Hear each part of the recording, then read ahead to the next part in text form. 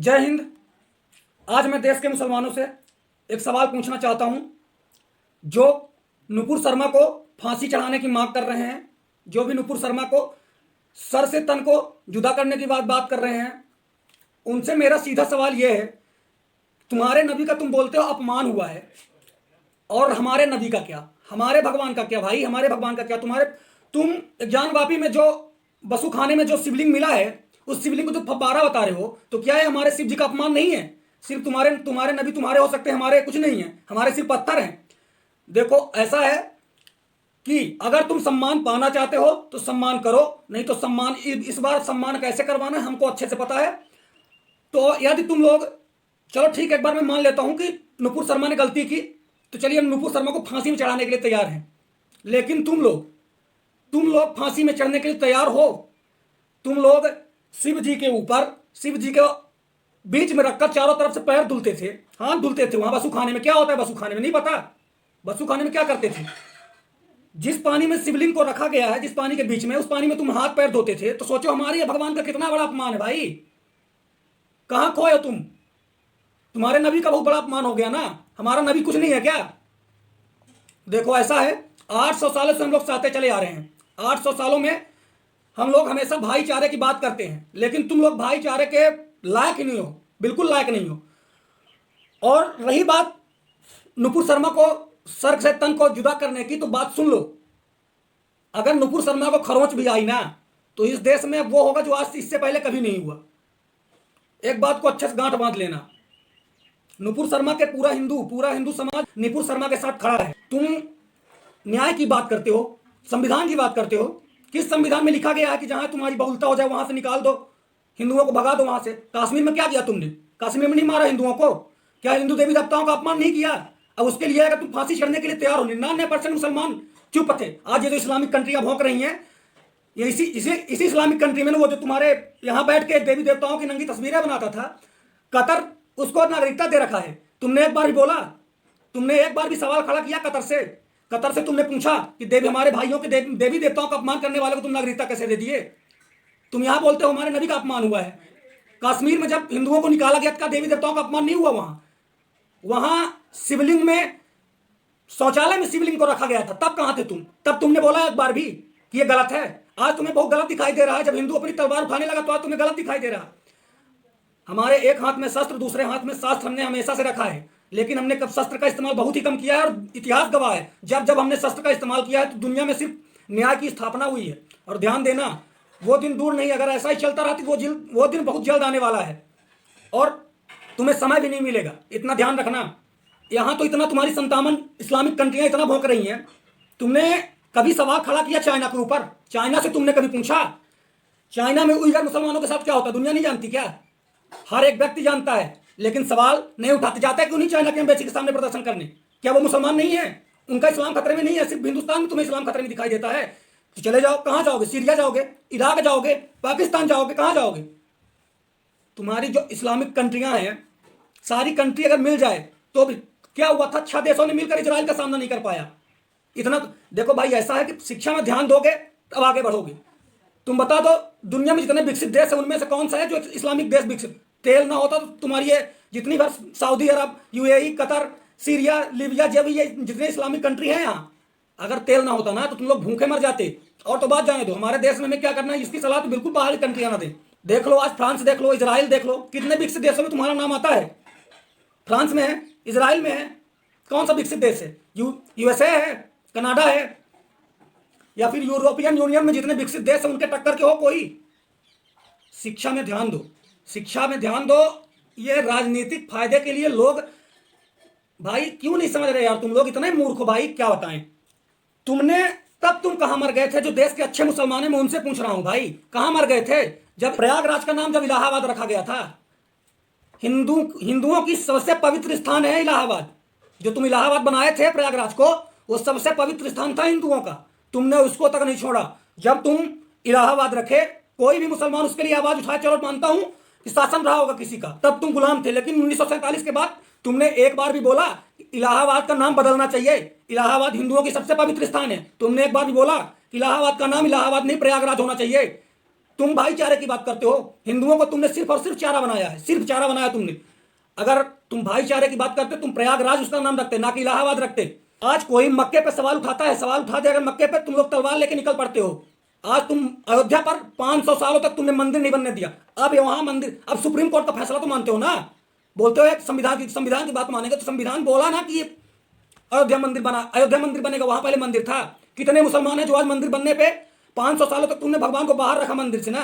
ये भगवान का अपमान नहीं है, हमारे देवताओं का अपमान नहीं है। कितने मुसलमान, 99% मुसलमान उसका विरोध करते थे। आज उन 99% मुसलमानों से मैं पूछ रहा हूं, फांसी पे चढ़ने के लिए तैयार हो? भगवान के अपमान के 500 साल भगवान के अपमान के लिए फांसी पे चढ़ने के लिए तैयार हो? नुपुर शर्मा ने तुम्हारे नबी के लिए 2 शब्द बोले, तुम्हें इतना बुरा लग गया। 500 सालों तक श्री राम जी को तुमने, श्री राम प्रभु को तुमने मंदिर से बाहर रखा। जब वहां मस्जिद बनी तब तुमने नहीं बोला।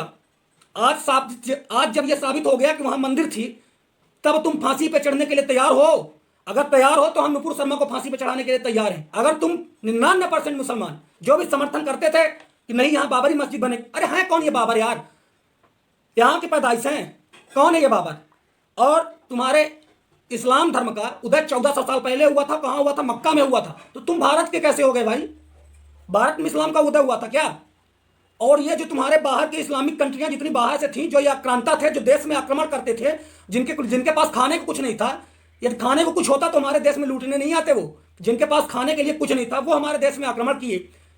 और जो लोग तलवार की डर से आज तलवार पहन लिए, वो आज हमें ज्ञान दे रहे हैं।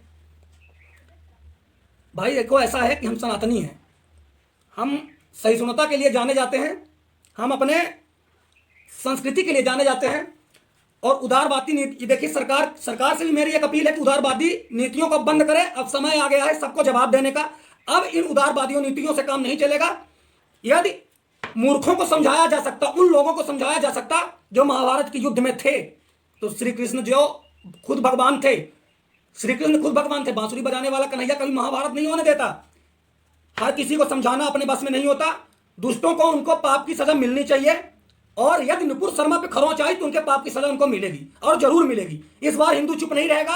अब पानी सर से ऊपर जा रहा है, आ रही बात समझ में? पानी अब सर से ऊपर जा रहा है। अब जो होगी सीधे अब आर पार की लड़ाई होगी भाई, इतना ध्यान रख लेना। अगर एक तरफा बोलोगे, तुम्हें अगर बोलना है सम्मान करो, सम्मान पाओगे। आज भी बोल रहा हूं, सम्मान करोगे, सम्मान पाओगे। लेकिन यदि ये सोचो कि तुम हमारे देवी देवताओं या हमारे संस्कृति का अपमान करके सम्मान की उम्मीद करोगे, तो भूल जाओ तुम सम्मान। अब तुम्हारे फिर ऐसी जगह लट पड़ेगी कि तुम अब बैठते नहीं बनेगा। इतना ध्यान रखना तुम। 1% मुसलमान, जिनमें एपीजे अब्दुल कलाम जैसे लोग आते हैं, उनको अपने सिर पे बिठाता है। लेकिन जो अफजल गुरु को अपना रहनुमा मानेगा, उसका स्थान 72 हूरों के पास है। फिर 72 हूरों के पास उनको डायरेक्ट भेज दिया जाएगा, रहना बढ़िया आराम से, कोई दिक्कत नहीं। तुम करो कांड, 72 हूरों के पास भेजने का काम हमारी है, आर्मी का है, पुलिस का है, बराबर करे। किसी भी प्रकार से धर्म में टिप्पणी किया जाना तुमको सहन नहीं होता, तो किसी के धर्म में टिप्पणी करना बिल्कुल बंद कर देना। यदि धर्म में टिप्पणी करोगे तो तुम्हारे भी धर्म में टिप्पणी होगी। इतना ध्यान बिल्कुल गांठ बांध लेना कि अगर देवी देवताओं का अपमान होगा तो फिर तुम्हारे भी सबसे ऊपर बैठे नबी का अपमान होगा। हमारे देवी देवताओं का अपमान बंद करो हमारी तरफ से। फिर उसके बाद कोई देवी देवताओं का अपमान करेगा तो हिंदू उसको खुद अपने हाथों से सजा देगा। लेकिन अगर कोई मुसलमान देवी देवताओं के अपमान करने के बाद भी आज घूम रहा है, वो हिंदुओं की उदारवादिता है। इतना ध्यान रखना। और तुम हिंदू देवी देवताओं पर मूवी बनाते हो, तब तुम्हें डर नहीं लगता? तब तुम्हें नहीं लगता कि नबी पे भी ये मूवी बन सकती है? देखो, एक तरफा बोलना सीधे अब बंद कर दो। एक तरफा बोलना, एक तरफा बोलने से अब काम नहीं चलने वाला। अब न्याय की बात करना। इतनी सारी सीरीज बनती हैं देवी देवताओं के ऊपर, तब तुम्हें आपत्ति नहीं होती। तब अच्छे मुसलमान पता नहीं कहाँ चले जाते हैं, गायब हो जाते हैं। तब उनको आपत्ति नहीं होती कि ये हिंदुओं के धर्म का अपमान है। हिंदुओं को भाई मानते हो, बोलते हो ना, तो फिर कैसे भाई का अपमान सह लेते हो भाई? तुम्हें जब पता है कि ये जो मूवियाँ बन रही हैं, इनको बनाने के पीछे एक मकसद है, एक एजेंडा है, तब बोलते क्यों नहीं हो? और उन हिंदू भाइयों से मैं बोलना चाहता हूं जो अभी तक सो रहे हैं, जग जाओ और एक बार दहाड़ दो, तुम्हारी सारी समस्याएं खत्म हो जाएंगी। जिंदगी भर का समस्या तुम में कमी ये है भाई, समझ लो।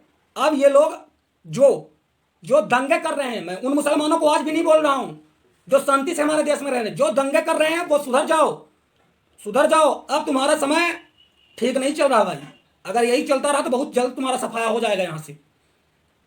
और जो जो लोग हिंदू देवी देवताओं को सम्मान करते हैं उनका आज भी स्वागत है हिंदुस्तान में, आज भी हाथ जोड़कर स्वागत है। लेकिन देवी देवताओं का अपमान करने वाले हो, अब तुम्हारा फुल स्टॉप लगाने का समय आ गया है। परीक्षा मत लो हिंदुओं की, नहीं तुम्हें भी पता होगा तीसरी आंख जब शिव जी की खुलती है तो फिर क्या होता है। इतना ध्यान रख लो। और सरकार से मेरी ये दरख्वास्त है कि नुपुर शर्मा को उनका पद वापस दिया जाए। यदि ये माफी नहीं मांगते हैं अयोध्या में 500 सालों तक किए अपने शर्म पे, तो नुपुर शर्मा भी माफी मांगने के बाद यदि उनको माफ नहीं किया गया तो इस बार हिंदू आंदोलन करेगा और हिंदू रोड पर आएगा। इतना सरकार से भी दरखास्त रहेगी मेरी, हम हिंदुओं की, नुपुर शर्मा को उनका पद वापस दिया जाए और जो भी उनके ऊपर इल्जाम लगा है उन इल्जामों को खारिज किया जाए। नहीं तो हिंदू भी उनके पक्ष में सड़क पे उतरेगा और यदि कोई दंगा करेगा तो उसका जवाब भी देगा। तो समझ जाइए, समय है अभी, बाद में ऐसा ना हो पछताना पड़ जाए, नहीं तो पछताने का भी समय नहीं मिलेगा भाई। मेरी बात को गौर कीजिएगा और एक बार ठंडे मन से सोचिएगा कि हिंदुस्तान ने आपको क्या नहीं दिया। हिंदुस्तान ने आपको क्या नहीं दिया? आज़ादी नहीं दी, अभिव्यक्ति की आज़ादी नहीं दी, क्या नहीं दिया हिंदुस्तान ने आपने? आप जिस थाली में खा रहे हो आप उसी में छेद कर रहे हो। यदि आपको लगता है कि नबी का आपके अपमान हुआ तो हम आज भी बोल रहे हैं कि नुपुर शर्मा को फांसी देने के लिए तैयार हैं हम लोग। लेकिन हमारे देवी देवताओं के अपमान करने वालों को तुम अगर फांसी पे चढ़ाने के लिए तैयार हो तो हम भी तुम्हारे नबी के अपमान करने वालों को फांसी पे चढ़ाने के लिए तैयार हैं। लेकिन यदि तुम ये चाहोगे कि हम देवी देवताओं का अपमान करते जाएंगे और हमारे नबी को कोई बोल देगा तो हम सर से तन से जुदा कर देंगे, तो भूल जाओ, ये नहीं होने वाला भाई। अब बस।